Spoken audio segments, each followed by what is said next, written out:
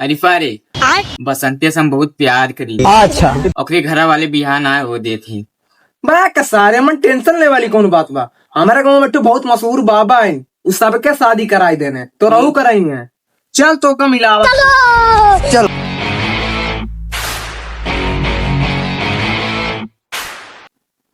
बाबा बक पहुंच दे बाबा, ध्यान है भाई आराम से। बात तो सही है। बाबा हाँ बच्चा, का समस्या बा? बाबा एकर बियान आया पात बा, एक तू लड़की से बहुत प्यार कर।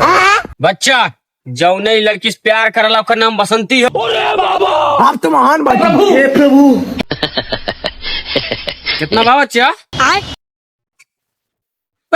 40 रुपए में कहूँ काम होला। ला बा अच्छा आपन हवा तू पचा। अबे साले। बाबा एकर बियावा कराई दा। बात तो सही है। ना बच्चा इना हो सका। मगर क्यों? जौने लड़की से प्यार कराला ओकरे पीछे हम खुद 2 साल से पड़ल बाटी। अरे बाबा बहुत गलत करला। दिलवा टूटल बयही से कि आवाज ना भई, पागल भइल दीवाना।